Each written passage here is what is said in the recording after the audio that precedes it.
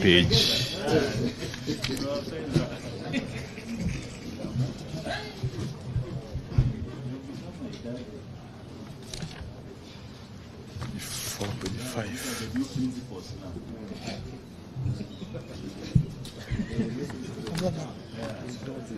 You can do page 3.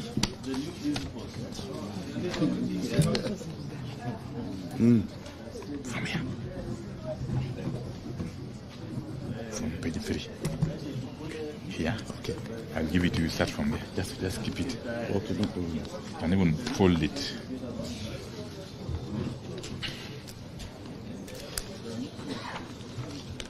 Okay, I think we are good to go.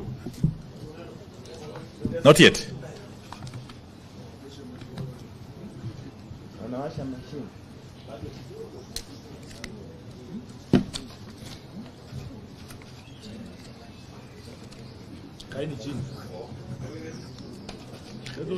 Hawa ngano kuja ndani wakae chini. Atoke hapo.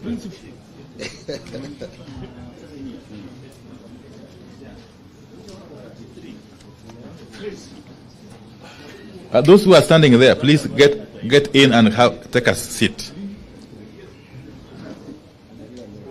Phil, manage that.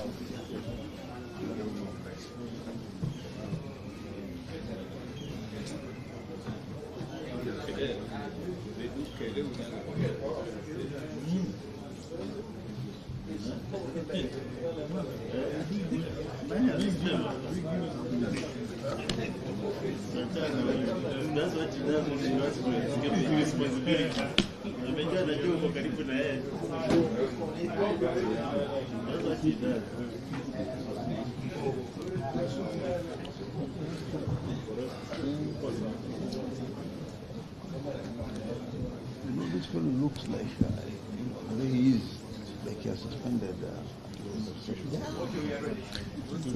We are ready. Okay, fine. Thank you very much. We have got a very short statement here to make and further comments by a few of us. But I must start from the outset by saying that we are making this statement against the backdrop of very unfortunate occurrence. It's for the first time in the history of this country we are being made to understand that State House has sanctioned the enlisting of militia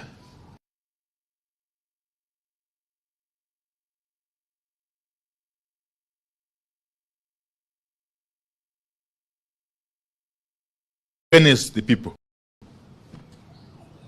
Because that's exactly what happened in State House on Saturday morning,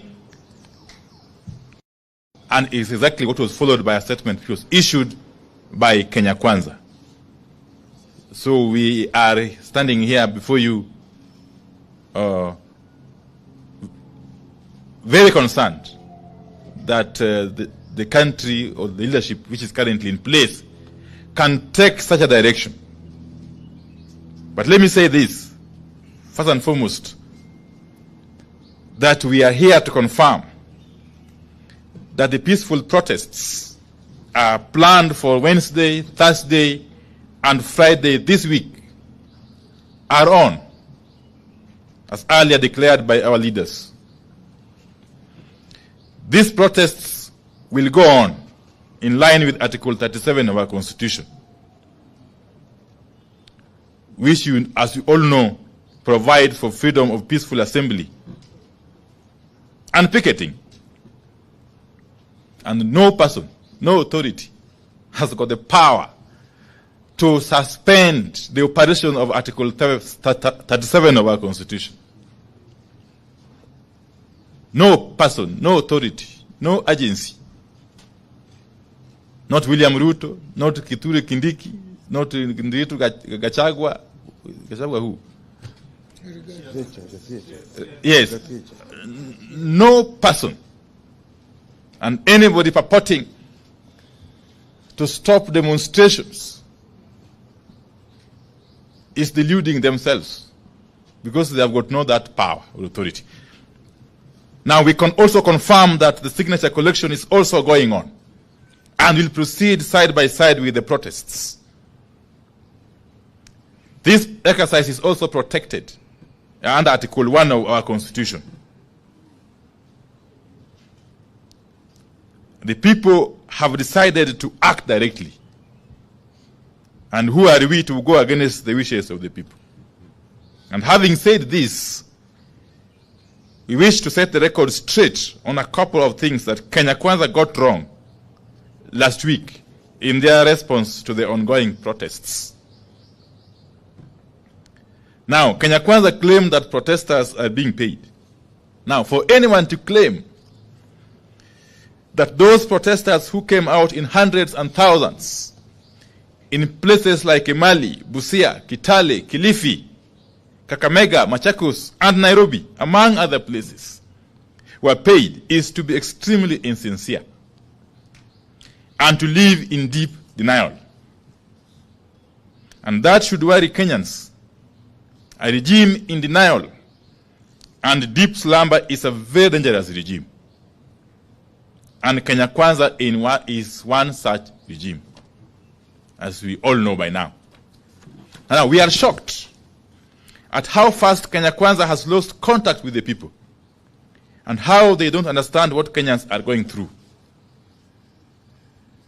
Kenya Kwanza claims that the protests are not about the cost of living.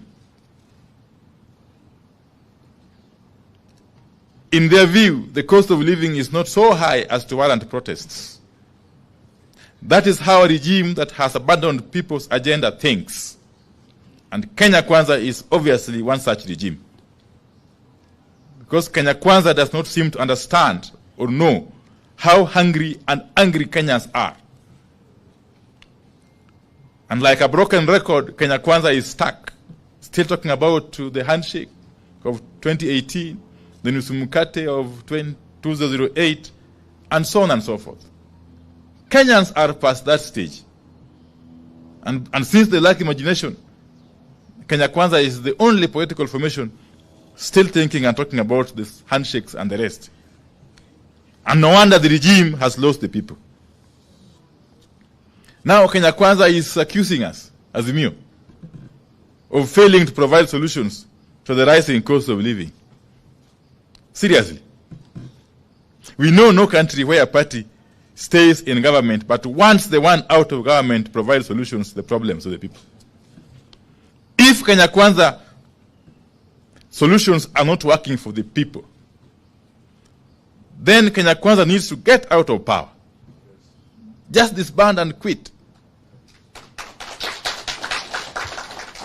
Across the world, responsible leaders and regimes admit failure of their policies and quit in the interest of the nation.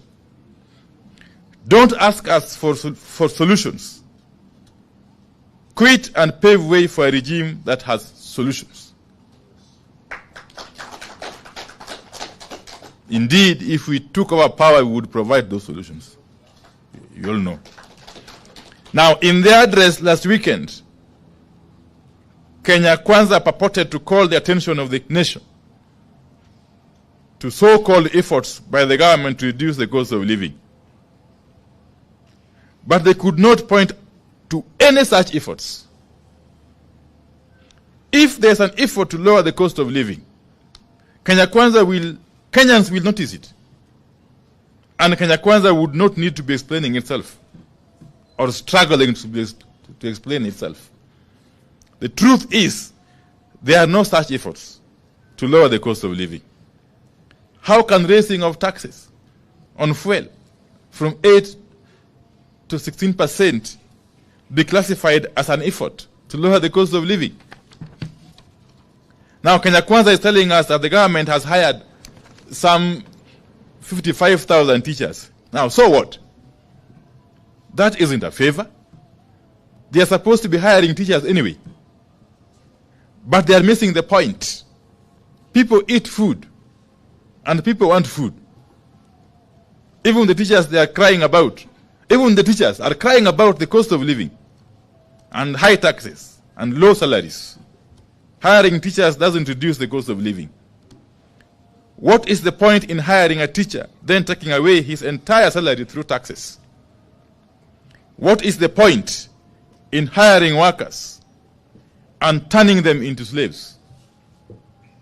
We encourage Kenya Kwanza to move past generalities of constantly reminding Kenyans that Kenya Kwanza is a legitimately elected government.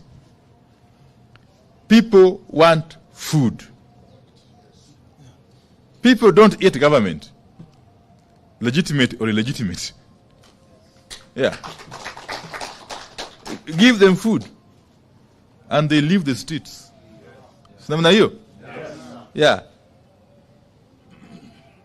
The legitimacy or credibility of any government is seen in the way it governs and treats people. If a regime is a failure, like Kenya Kwanza is, it does not matter how legitimate or otherwise it is, because people simply want food. Now, Kenya Kwanza is talking about the Hustler Fund and the plan to roll out the next phase and so on and so forth.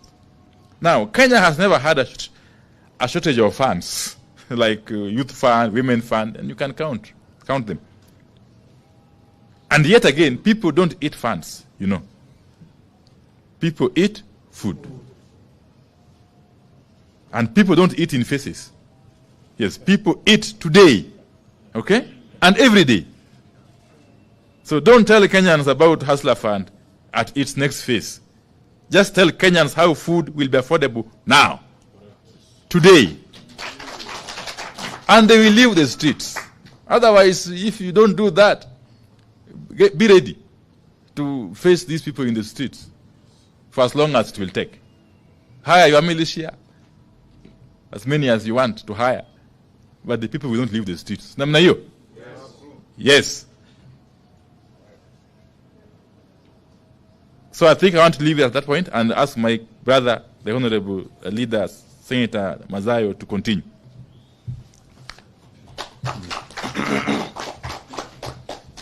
Yes. Sorry. I'll continue from where my brother Opio has left. We do not understand Kenya Kwanza's obsession with saying and doing what Kenyans have not asked for. As far as we know, Kenyans have never asked for funds to be launched. Kenyans have specifically asked for the cost of goods to come down and taxes to be reduced.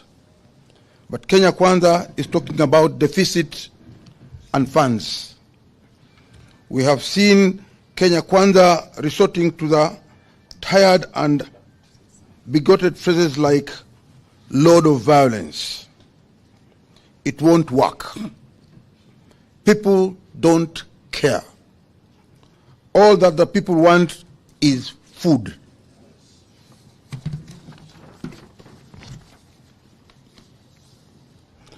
And decent standard of living. If Kenya Kwanza has a price of peace, has a prince of peace who can't provide food, no amount of character assassination of his challenger will sway Kenyans. People want food. We have seen Kenya Kwanza purport to be sharing with Kenyans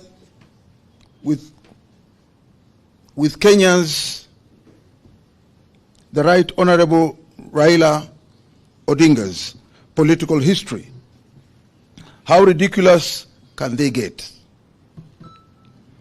We now challenge the same members of parliament to share with us the political history of William Ruto and Rigathi Gachagua from 1990 to date. They started it. Let them go to the full length. We take note that the Kenya Kwanza MPs have threatened to mobilize their supporters to counter protesters whom they believe are supporters of Azimio. Again, Kenya Kwanza is missing the point and getting it wrong. The thousands of Kenyans turning up for protests are not just Azimio supporters. They are Kenyans from across all political and non-political formations who have been brought together by suffering. The protesters are from Azimio, Ford Kenya, ANC, and even Kenya Kwanza. The people realize they don't eat government. People eat food and they want food. People realize that having voted for a party or for a president who does not put food on the table, all the same, we welcome Kenyans. I will repeat that. People eat food and they want food. People realize that having voted for a party or a president does not put food on the table.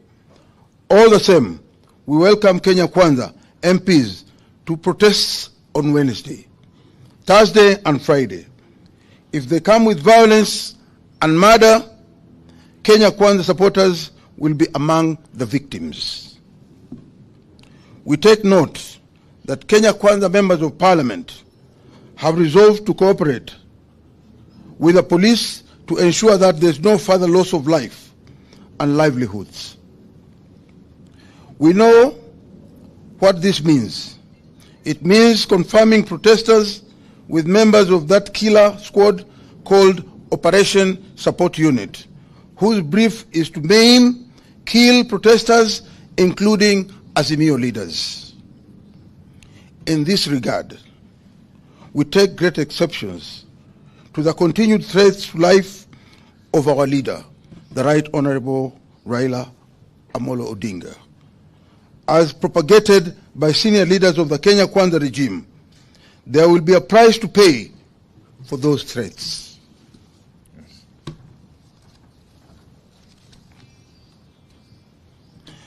We are shocked that Kenya Kwanza is talking of those who orchestrate, plan, and finance violence, and occasion mass displacements of civilian population and business deemed to be owned by people from other communities. That sounds like Kenya Kwanza. The sponsors of the greatest violence and murder and displacements in Kenyan history are in Kenya Kwanza. Kenya Kwanza members of parliament need to know the history of the leaders of their parties, of their party. The men and women who have sponsored violence, evicted communities, and taken over their land and businesses are in Kenya Kwanza. It is clear that Kenya Kwanza is struggling on all fronts.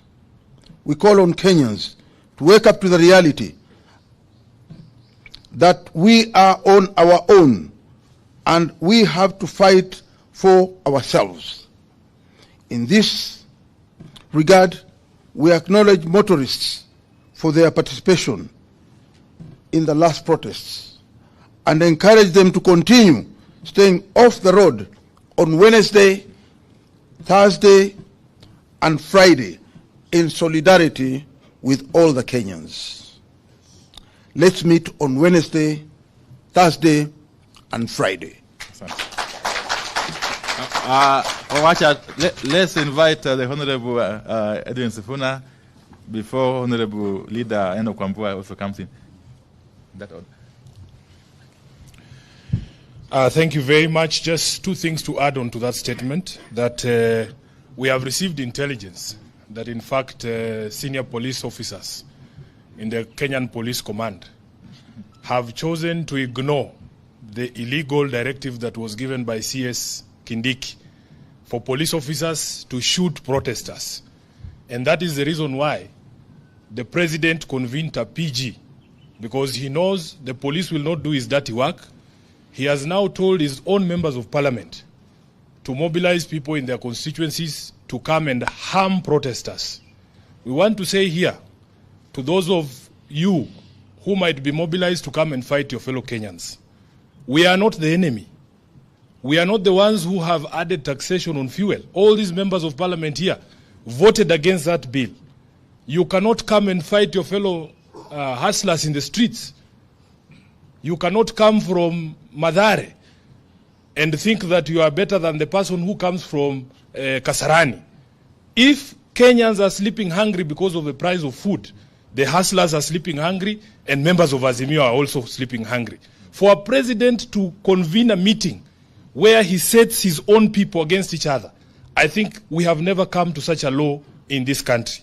And we must condemn it in the strongest words possible. I want the people of Azimio to know we have won the argument. By the time you hear a professor of law like Kindiki saying he no longer wants to hear English or Swahili or constitutional concepts, it means we have won the argument. They have no answer to the questions that Kenyans are asking them. That is why a professor, somebody who should be encouraging discourse, constitutional discourse, and encouraging the development of law, would get to a point and he says, sasa hii kizungu imekuwa mingi, wajuaji Nairobi wamekuwa wengi, sasa tupige hao risasi. It means we have won the argument and they have no answers. Finally, we will not fight our fellow countrymen. I want to make it very clear. In Nairobi, we live as a community. Kikuyu, Luya, Jaluo, kila mtu hapa. Saile Jaluo analala njaa, Muluya analala njaa, Mkikuyu analala njaa. We will not fight our fellow countrymen. In fact, some of these members of parliament who talk, you know, we are with them in the Senate. Mtu kama Cherargei. Yeye anaweza piga nani hapa mbele vile mnaona hapa. Who can Cherargei fight here? Eh? He talks like that because he knows he's going to hide behind the instruments of violence of the state. Senator Cherargei, instead of organizing your boys to come and fight peaceful demonstrators, just come and fight Sifuna. Hey, akuje tu tukutane watu wawili. Lastly, they are crying and saying, oh, this signature thing is going nowhere.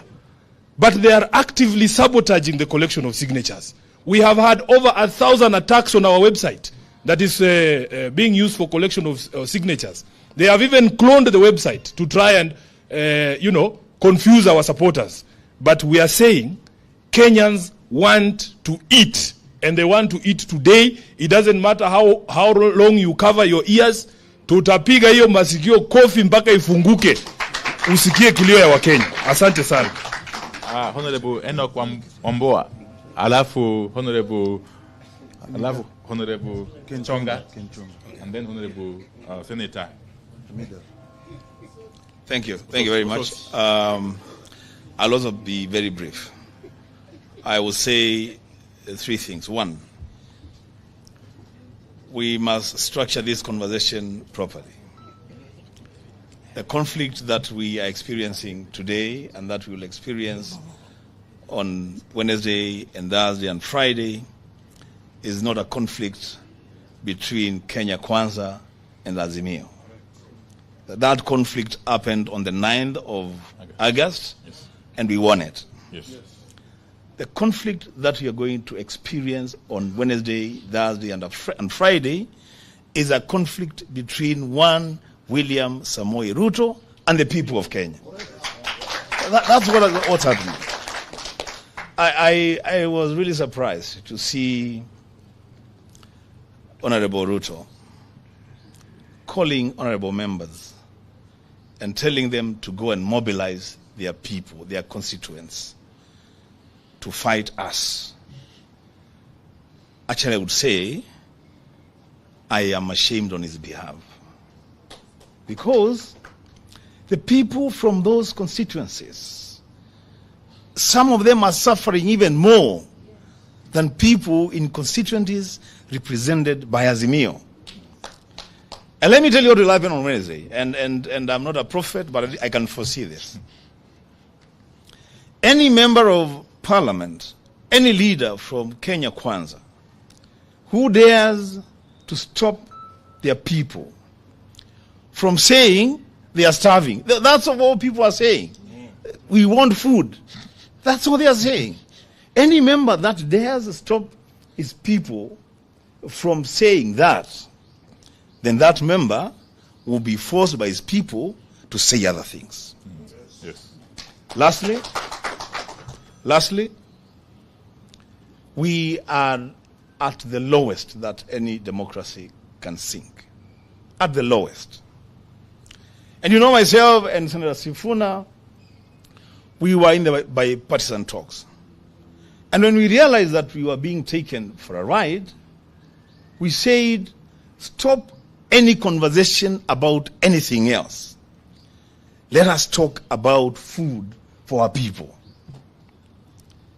And that conversation will take place on Wednesday, on Thursday, and Friday.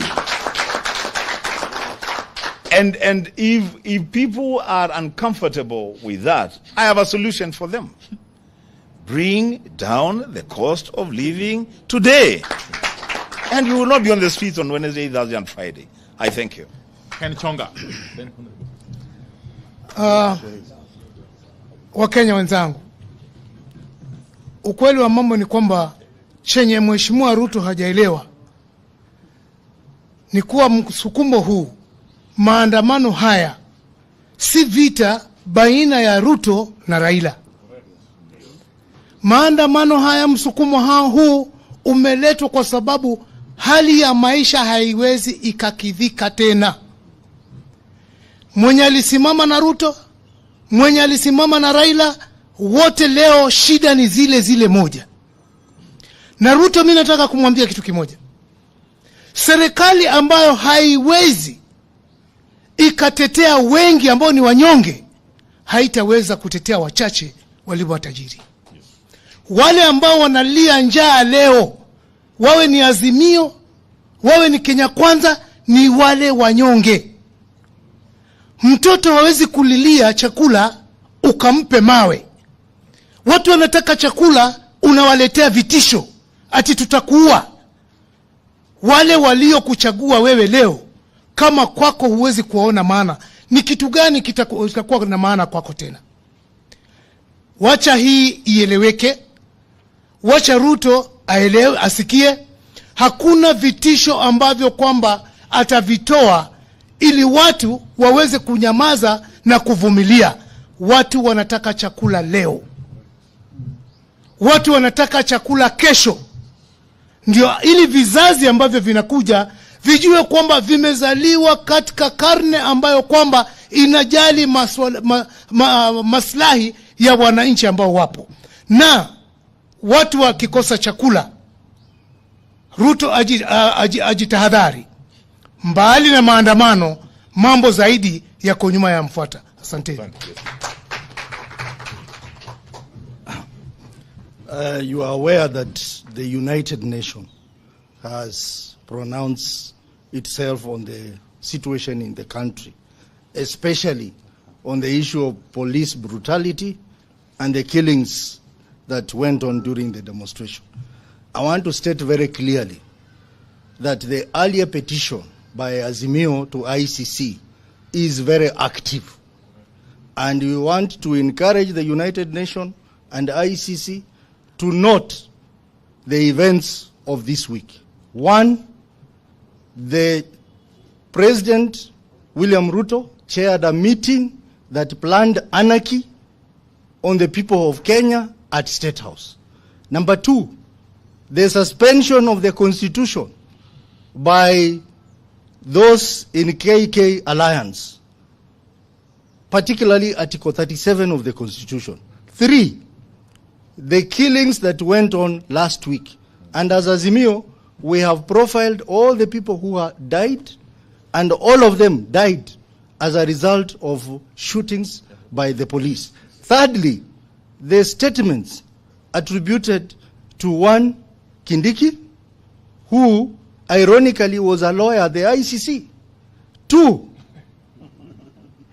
Gachagua.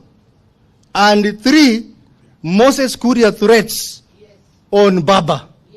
We are asking ICC, please take note of what is happening in this country so that we have the commencement of our petition before the ICC so that these people are brought to book. And lastly, we are aware we have information that governors, and some of them as Azimio governors, have been instructed to spend county money on hiring militias to attack people. We are asking governors that we are watching you. Any money spent to pay goons to attack peaceful demonstration shall be recovered from you, and you will be prosecuted for using public money to organize goons to attack peaceful demonstrators. Thank you. Okay. I think that's fine. Thank you very much.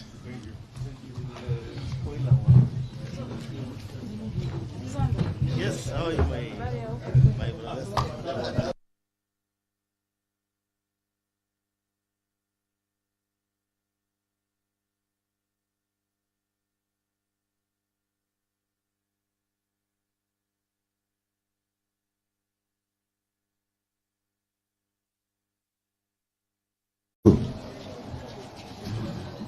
One, two, one, two.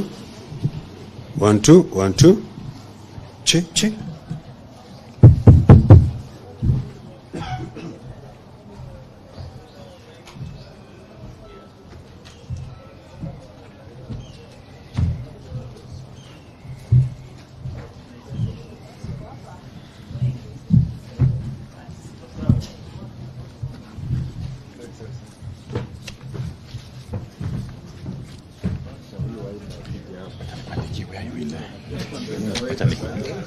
Page.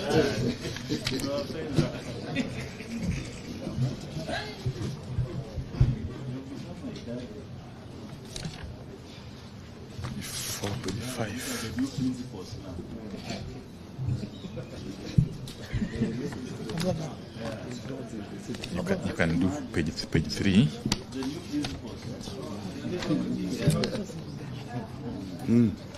From here. From page 3. Here. Okay.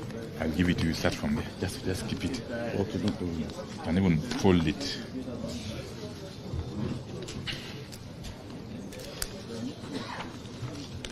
Okay, I think we are good to go. Not yet.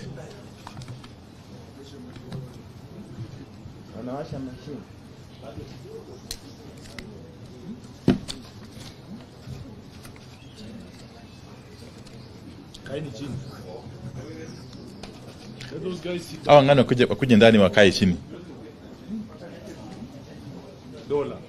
Atoke hapo.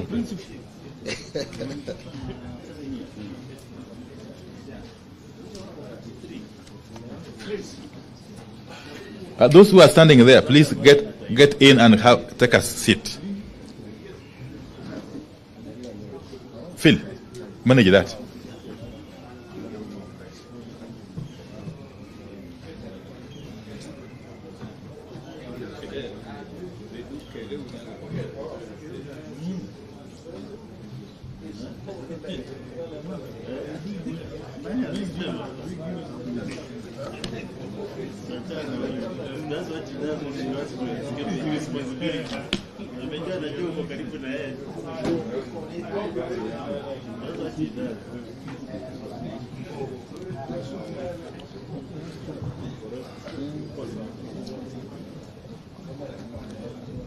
This fellow looks like he is like he has suspended.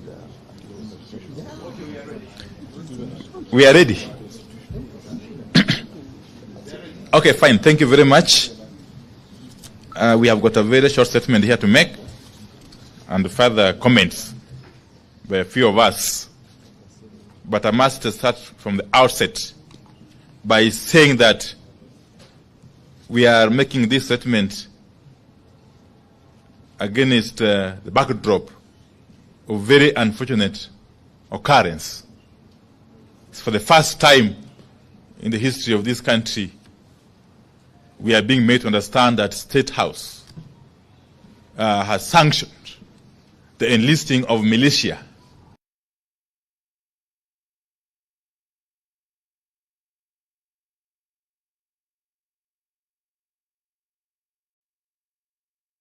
against the people. Because that's exactly what happened in State House on Saturday morning, and is exactly what was followed by a statement which was issued by Kenya Kwanza. So we are standing here before you very concerned that the country or the leadership which is currently in place can take such a direction. But let me say this, first and foremost, that we are here to confirm that the peaceful protests are planned for Wednesday, Thursday, and Friday this week are on, as earlier declared by our leaders. These protests will go on in line with Article 37 of our Constitution, which, as you all know, provides for freedom of peaceful assembly and picketing. And no person, no authority has got the power to suspend the operation of Article 37 of our Constitution. No person, no authority, no agency, not William Ruto, not Kithure Kindiki, not Ndiritu Gachagua. Gachagua who? Yes. No person and anybody purporting to stop demonstrations is deluding themselves, because they have got no that power or authority. Now we can also confirm that the signature collection is also going on and will proceed side by side with the protests. This exercise is also protected under Article 1 of our Constitution. The people have decided to act directly. And who are we to go against the wishes of the people? And having said this, we wish to set the record straight on a couple of things that Kenya Kwanza got wrong last week in their response to the ongoing protests. Now, Kenya Kwanza claimed that protesters are being paid. Now, for anyone to claim that those protesters who came out in hundreds and thousands in places like Emali, Busia, Kitale, Kilifi, Kakamega, Machakos, and Nairobi, among other places, were paid is to be extremely insincere and to live in deep denial. And that should worry Kenyans. A regime in denial and deep slumber is a very dangerous regime. And Kenya Kwanza is one.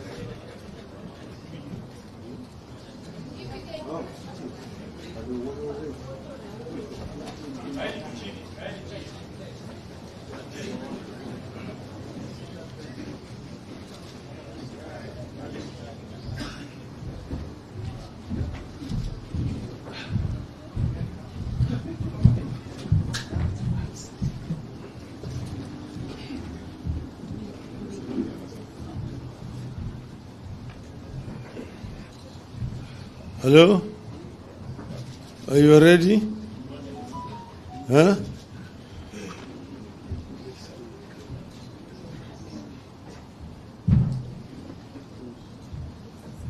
Are you ready now? Okay, gentlemen, I see no lady there. Huh? Oh, she's not yet ready. Are you ready? Okay. We have a statement that is going to be read on our behalf by Honorable Eugene Wamalwa. Karibu.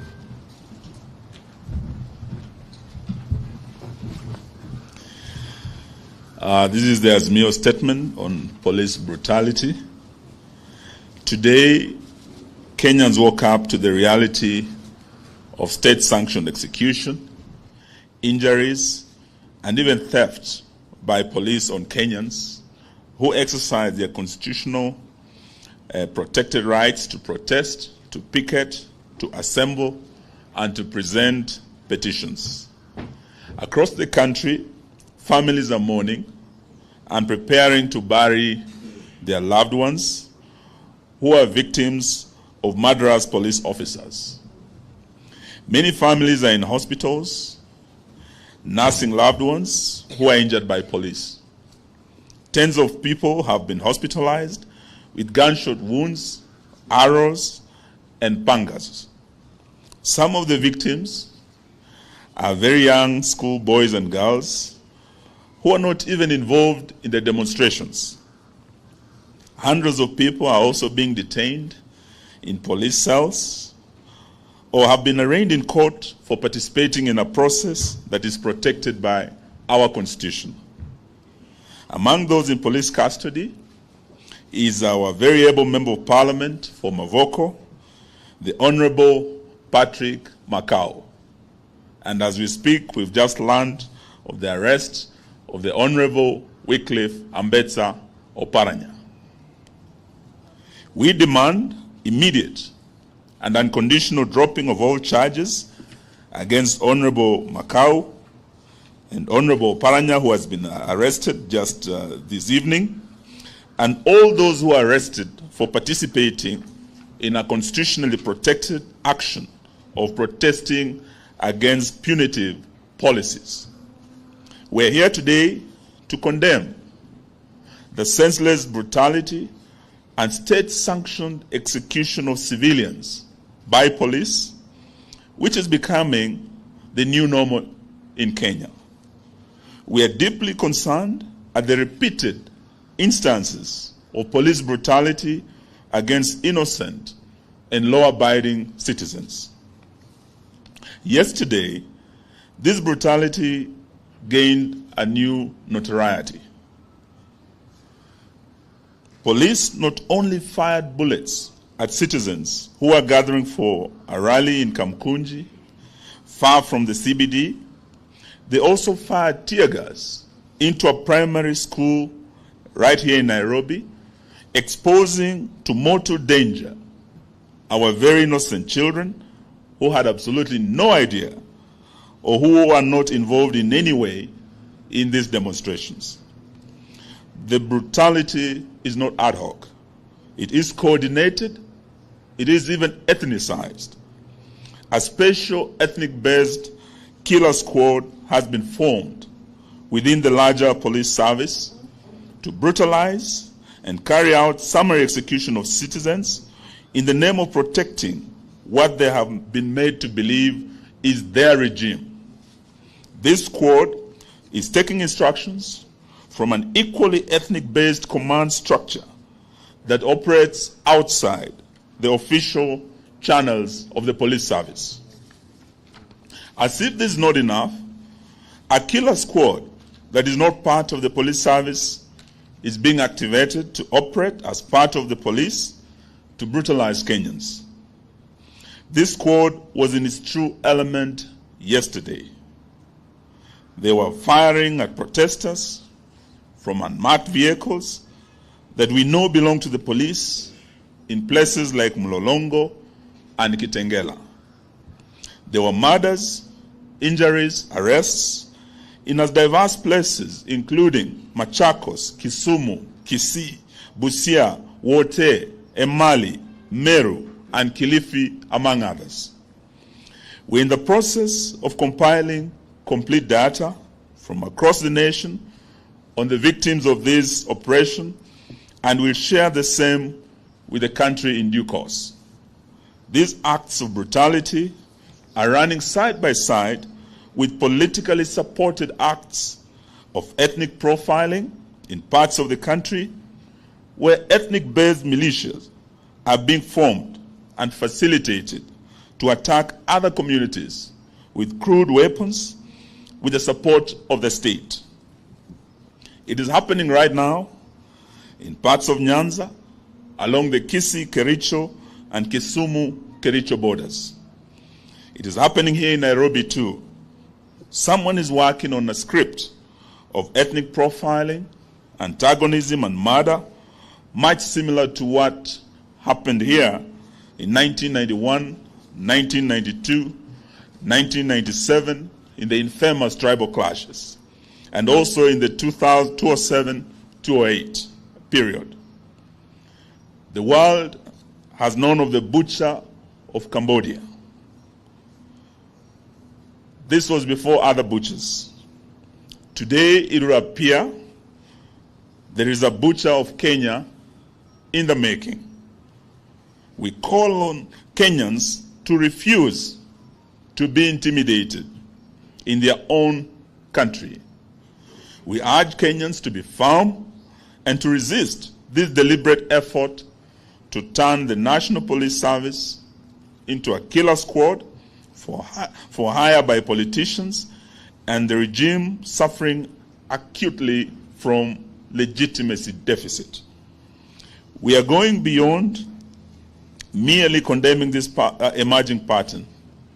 We have instructed our lawyers to prepare and institute local proceedings against police officers who have gone against their duty of protecting life and property of Kenyans and instead have become a threat to the very citizens they're supposed to protect. In this regard, we are appealing to all Kenyans who have photographic or video evidence of police brutalizing citizens to share the same with us to aid the case that our legal team is working on. Going forward, we appeal to Kenyans to resort to citizen journalism and photograph and film state officers, including police and politicians who in the course of duty abuse and brutalize their fellow citizens. Because the regime has decided to turn all institutions of the state against the citizens, we have no option but to act to protect ourselves. We are going for individual responsibility and culpability against individual officers. We are also going for individual culpability against police commanders whom we have reason to believe know or ought to know about the illegal actions of their officers under their command. We stand in solidarity with victims of this police brutality and their families. We will be visiting from tomorrow, and we will offer support to offset costs and help lessen the burden on the families. We have made a decision to observe 5 days of mourning in solidarity with the victims and their families, during which we'll try our level best to mobilize support to help lessen the burden on the families of the victims. But we are not giving up in our quest to force William Ruto to lower the cost of living, to commit the audit of the 2022 elections, to bipartisan reconstitution of the IEBC, and respect for political parties, including the Jubilee Party. And this afternoon we are pleased to learn of the High Court intervention where orders have been issued, and the legitimate Secretary General of Jubilee, the Honorable Jeremiah Kioni, is here with us. We'll give him a minute to share the good news with us. Consequently, we announce that our protests will resume on Wednesday, 19th July 2023. In the meantime, we proceed with the collection of signatures against Ruto on both digital and manual platforms. We notice the Communication Authority has joined the war against Kenyans by trying to cripple our digital signature collection platform. But we will fight and soldier on while we put CA on notice. We know that the KK regime has panicked and they are trying to block this process. There is no looking back. There is no turning back. We see you on Wednesday. Honorable Jeremiah Kioni, please deliver the good news on Jubilee. Thank you. Thank you, Honorable Wamarwa. As you are aware, or all of you are aware, during or early this week, we were treated to some drama within the political parties' dispute tribunal.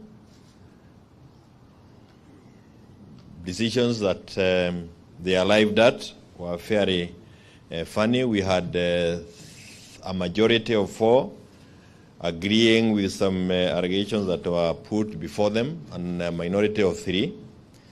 But 3 things I want to say. One, that in the history of the tribunal, we have not seen a split decision. This was the first time that we had a decision of 3 or 4 versus 3. And it was also, the dissenting team also had an opportunity of presenting their case, but that notwithstanding, we moved to the High Court this morning, and I'm pleased to inform you and all members of Jubilee and Azimio fraternity as a whole that we were granted orders by the High Court this afternoon. And the orders are to the effect that everything that was done at the tribunal has been stayed.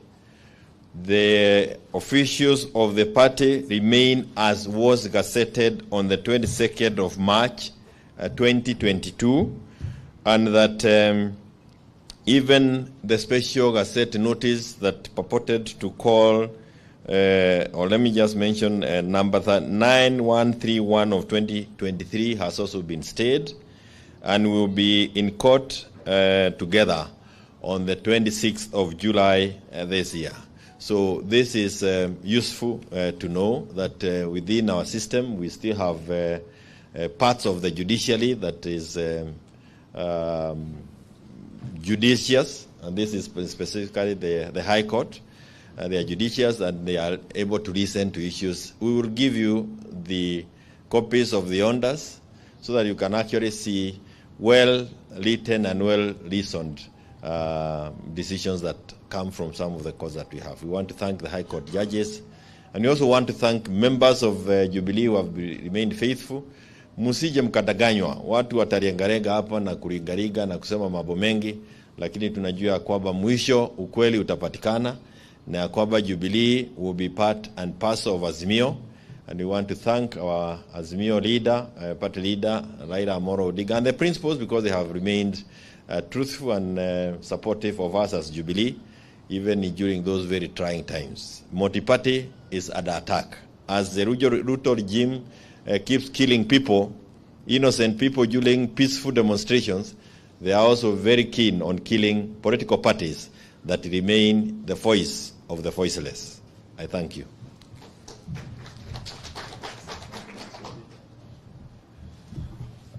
Thank you very much. I think before we conclude, we know that there have been some Kenya Kwanza people mourning louder than the bereaved.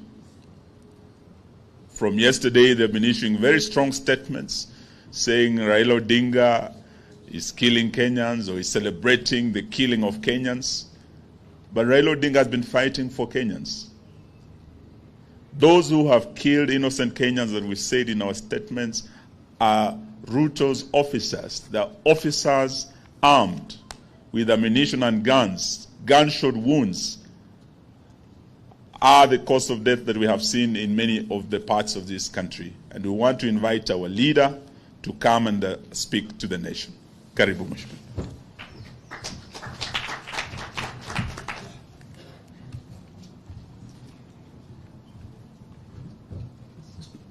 Kwanza nataka kuchukua fursa hii kutoa shukrani sana kwa Wakenya kwa yale ambayo walifanya jana.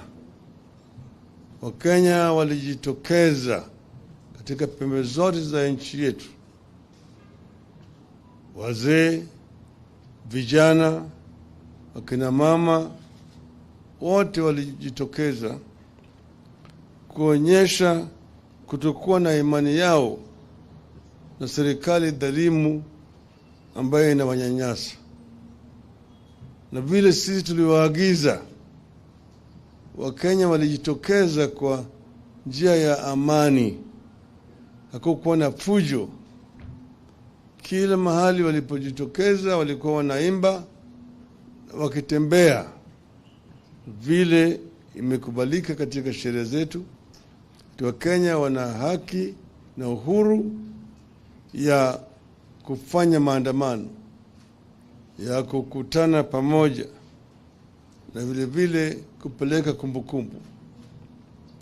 Lakini tunasikitishwa sana na vitendo ya serikali hii kupitia kwa polisi yao. Tuliona polisi jambazi ambayo walikuwa maamrishwa kujitokeza kama maadui ya Wakenya. Wakaanza kupigana na Wakenya kwa njia ya kijambazi. Wengi ya Wakenya wamepata majeraha, wengine wamefariki kupitia kwa risasi ambayo walipigwa nao na polisi. Sisi tulikuwa tumeitisha mkutano Kamkunji.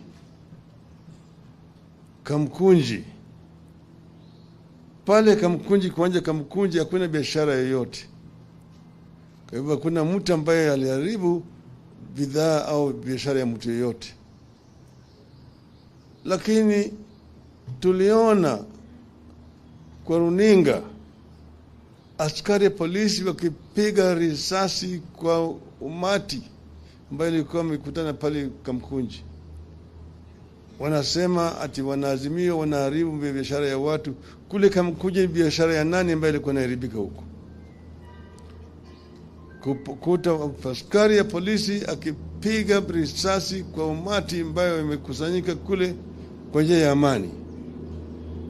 Hiyo shabaha yao ilikuwa kuleta majeraha au kuwa Wakenya kiholela.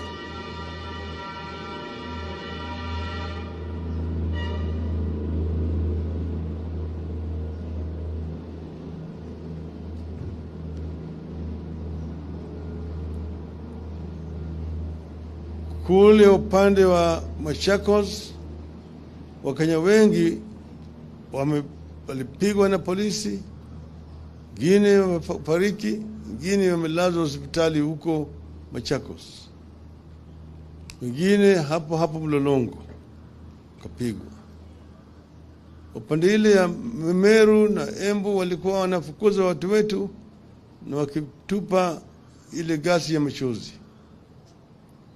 Upande ya Busia, Mheshimiwa Paranya alipigwa na mawe na majambazi wengine ambao walikuwa wamekodishwa na serikali. Kule upande wa Sondu, wale vijana majangili ambao walikuwa wamepewa wako na mishale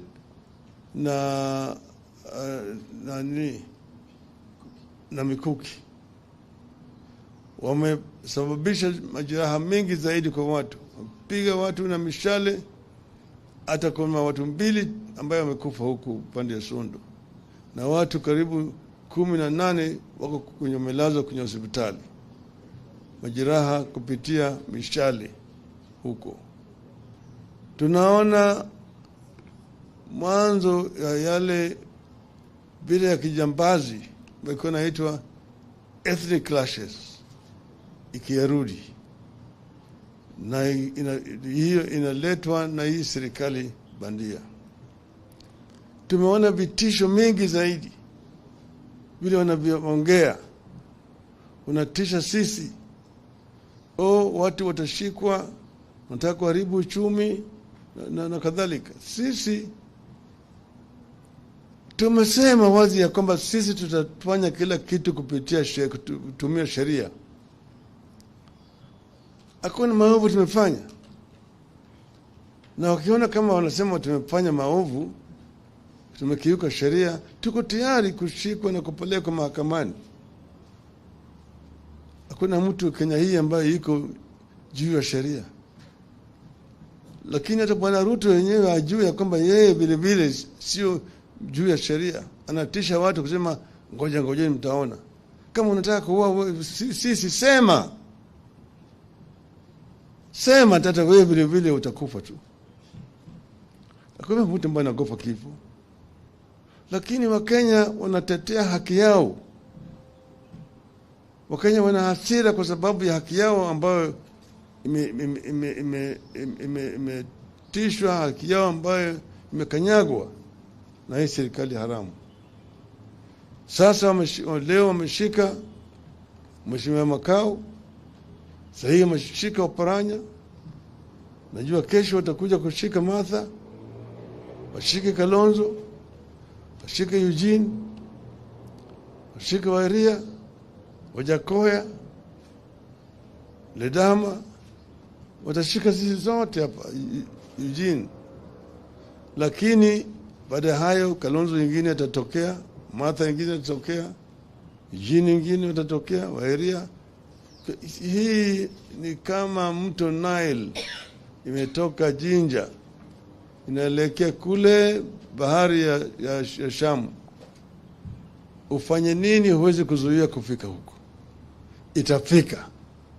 Mto Nile itafika bahari ya kati. Wapende wasipende.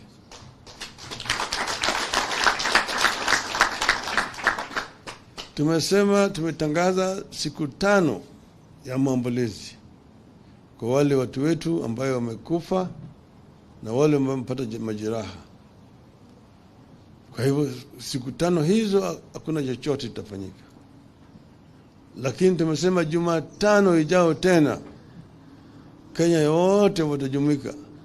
Kutakuwa na kamkunji nyingine Jumatano ijayo. Wapende wasipende. Asanteni sana.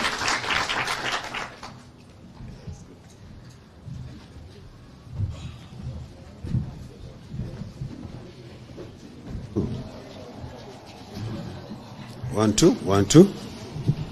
One, two, one, two. Check, check.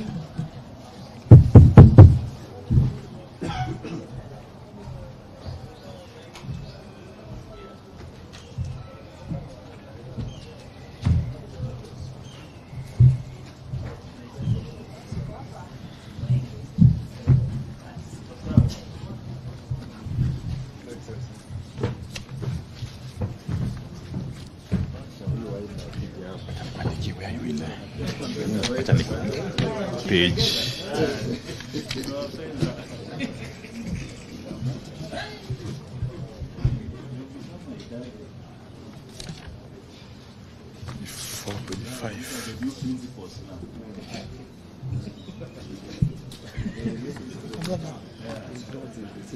You can do page 3.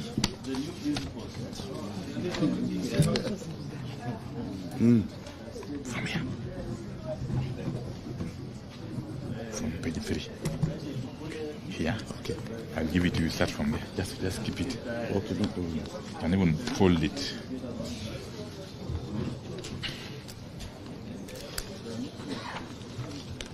Okay, I think we are good to go. Not yet.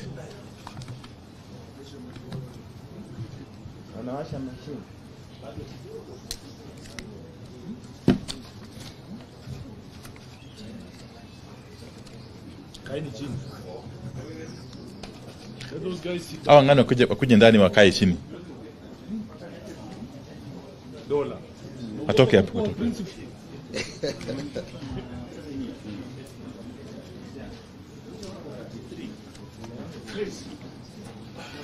Those who are standing there, please get in and take a seat. Phil, manage that.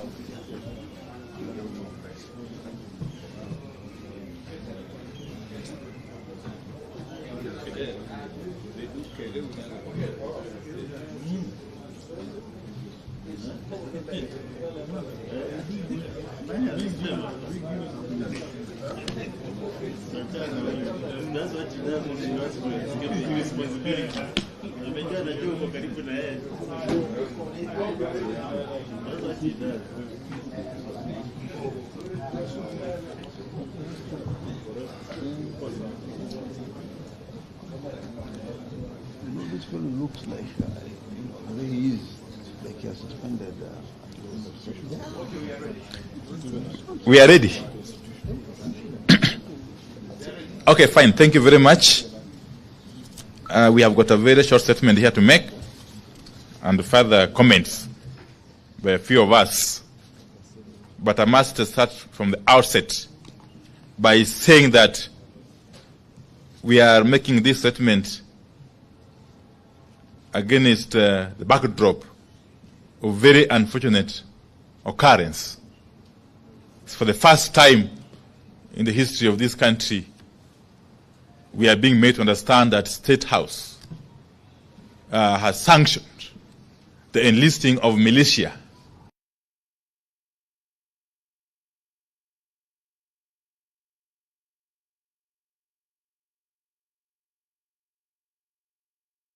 against the people.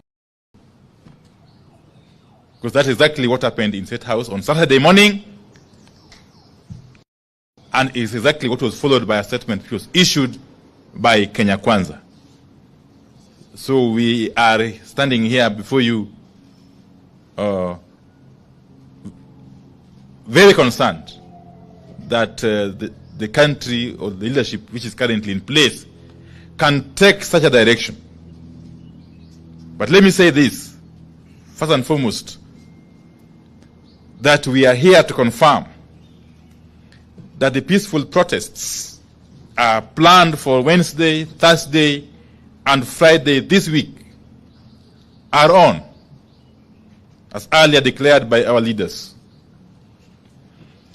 These protests will go on in line with Article 37 of our Constitution, which, as you all know, provide for freedom of peaceful assembly and picketing. And no person, no authority has got the power to suspend the operation of Article 37 of our Constitution. No person, no authority, no agency, not William Ruto, not Kithure Kindiki, not Ndiritu Gachagua. Gachagua who? Yes. No person and anybody purporting to stop demonstrations is deluding themselves, because they have got no that power or authority. Now we can also confirm that the signature collection is also going on and will proceed side by side with the protests. This exercise is also protected under Article 1 of our Constitution. The people have decided to act directly. And who are we to go against the wishes of the people? And having said this, we wish to set the record straight on a couple of things that Kenya Kwanza got wrong last week in their response to the ongoing protests. Now, Kenya Kwanza claimed that protesters are being paid. Now, for anyone to claim that those protesters who came out in hundreds and thousands in places like Emali, Busia, Kitale,